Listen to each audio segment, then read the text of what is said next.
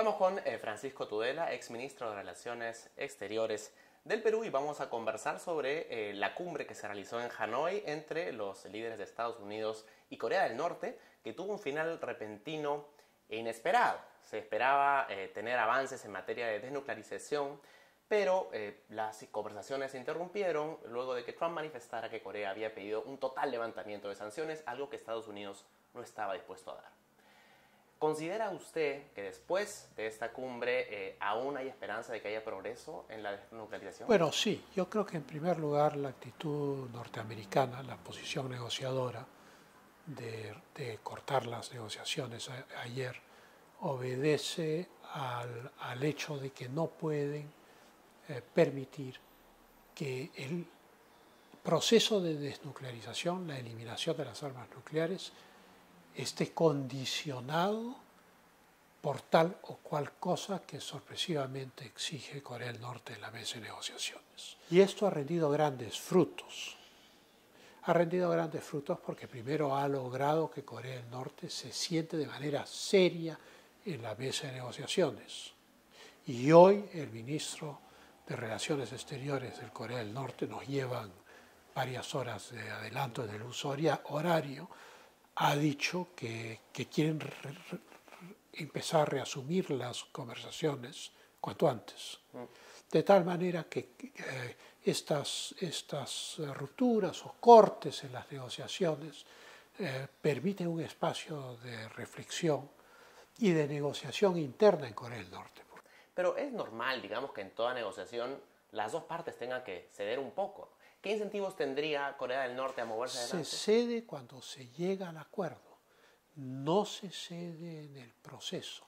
En el proceso se explayan las posiciones. Sin embargo, en el primer encuentro que tuvo el presidente Trump con el presidente Kim el año pasado, en septiembre, Trump sí cedió porque cesaron temporalmente los ejercicios militares conjuntos entre Estados Unidos y Corea del Sur. Entonces eso no parece una muy buena estrategia. Eso es la creación del clima. Son los factores externos a las conversaciones. Acá estamos hablando de los factores en las conversaciones mismas. El no hacer unas maniobras no es una concesión al Estado norcoreano que lo beneficie de alguna manera. En cambio, levantar sanciones sí es beneficiar al Estado norcoreano y darle oxígeno. Y entonces eso no puede hacerse. ¿Cree usted que se pueda conseguir un acuerdo de desnuclearización manteniendo todas las sanciones que existen hoy en día? No, pero para que las sanciones se levanten, tiene que llegar el momento en el cual Corea del Norte diga muy bien, voy a desnuclearizar de esta manera y voy a seguir estos pasos. Pero entonces yo le pido a mi contraparte que me den esto, X, Y o Z. Pero no puede pedir que le den cosas antes de proponer la fórmula de desnuclearización. ¿Es usted optimista de lo que se pueda conseguir? ¿Estamos en un escenario de menor riesgo del que teníamos cuando el presidente Trump asumió la presidencia? Mucho menor riesgo, porque el que los dos líderes estén conversando en una base periódica es un difusor de tensión y disipa cualquier cosa imprevista de lo que se llama la Madman Strategy en relaciones internacionales, que es la estrategia en la cual una de las partes es tremendamente agresiva e imprevisible en sus reacciones. Y por lo tanto es muy difícil negociar con ellos y por lo general se hacen concesiones. Ejemplo, Corea del Norte antes de Trump. Creo que en el 2013 Corea del Norte bombardeó unas islas surcoreanas a la altura del paralelo 38, se iniciaron negociaciones, pidieron alimentos porque tenían una crisis alimentaria, se les hizo esa concesión y luego se volvieron a cerrar y empezaron a desarrollar el programa balístico. Lo que pensaban los norcoreanos es que la estrategia de loco les iba a seguir funcionando con los misiles y con la bomba atómica. Y se encontraron con alguien que manejaba mejor que ellos la estrategia de loco, que era Trump. Que es el maestro por excelencia. Claro, entonces lo llamó hombre cohete, mi bomba atómica es más grande que la tuya, no va a quedar nada de ti si sigues así. Entonces, claro, ahora los que tuvieron que asumir la incertidumbre total en ese contexto fueron los norcoreanos y dijeron, no, mejor vamos a negociar. La cumbre del año pasado entre el presidente Trump y el presidente Kim fue la primera vez en que los líderes de los dos países se juntaban físicamente. Y hay gente que considera que esto de alguna manera legitimiza o reivindica o, digamos, reconoce a un líder de un régimen dictatorial corrupto que viola sistemáticamente los derechos humanos. ¿Cuál es tu punto de vista? Mi punto de vista es que hay que negociar con los dictadores. Cuando estos dictadores tienen el estatus internacional que obliga a negociar con ellos. Si un tipo tiene, se calcula que Corea del Norte tiene hoy 10 bombas atómicas y mi aliado Corea del Sur tiene su capital a 3 kilómetros de la frontera donde está la artillería norcoreana. Naturalmente que yo tengo que negociar con ese dictador. Como Nixon y Kissinger negociaron con Mao para producir o profundizar la ruptura sino-soviética y atraer a la China hacia lo que después fue la revolución de Deng Xiaoping a partir de 1978, muy pocos años después de las conversaciones Nixon-Kissinger con Mao y el ministro Zhou Enlai, el ministro de Relaciones Exteriores de la China. De tal manera que uno diría, bueno, no debieron nunca conversar con una persona que había asesinado a 50 millones de personas como Mao. Pues, la realidad es la realidad. Y como dice Orwell en Granja Animal, todos los animales son iguales, pero hay unos animales que son más iguales que otros. El presidente Trump ha dicho que no descarta nada con relación a Venezuela. ¿Usted considera que una intervención militar a lo Panamá, digamos, es posible? Yo no creo que los Estados Unidos se arriesgue a colocar un hombre en el terreno en Venezuela. Pero si se produjese el desgaste que los que han planeado esta operación de ayuda humanitaria, de surgimiento de un presidente encargado, de un gobierno alternativo al gobierno de Maduro, que indiscutiblemente es una dictadura.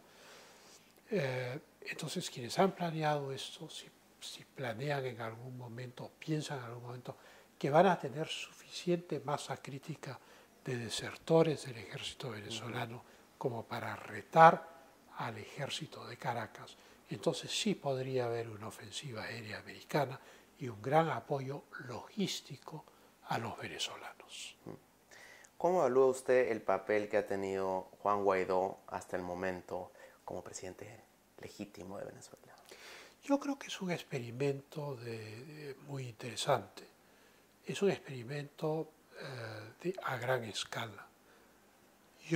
Esto me van a odiar por decir esto, pero no puedo creer que haya sido exclusivamente planeado por Juan Guaidó y la Asamblea Nacional de Venezuela. Hay demasiados factores, los gobiernos de América Latina, el Grupo de Lima,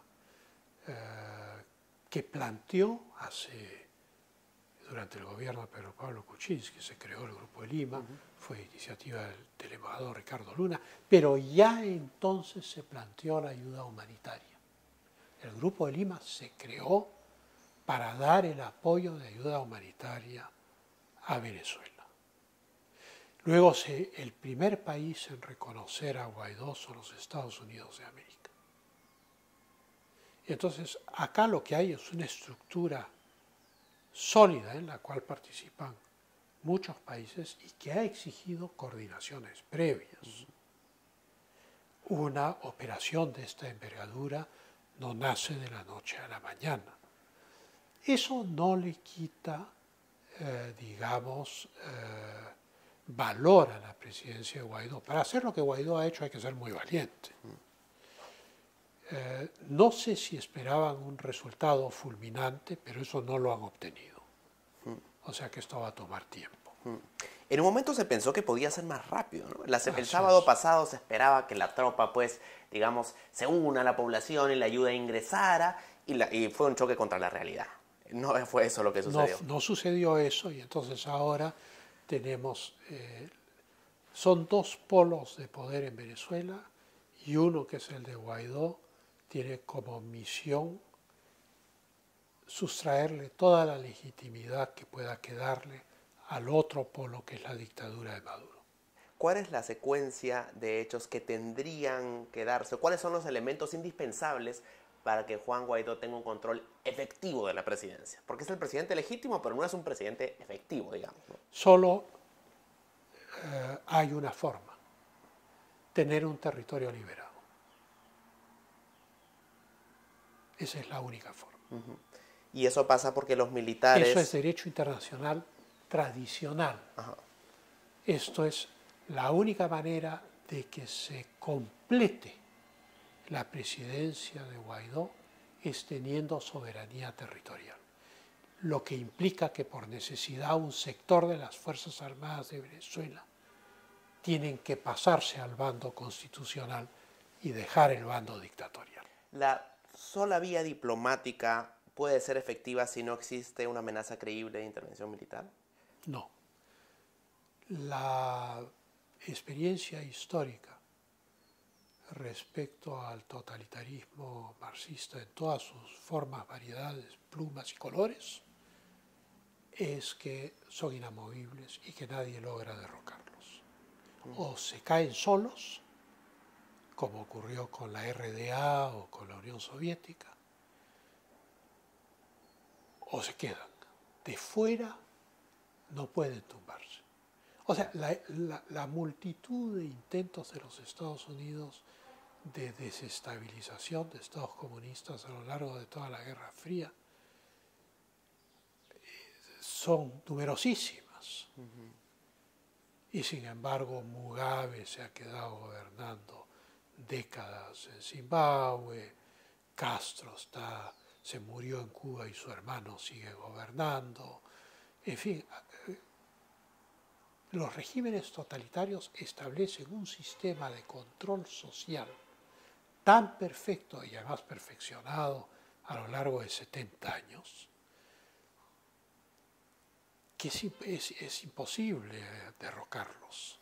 Señor Tudela, muchas gracias por esta entrevista. Bueno, muchas gracias igualmente.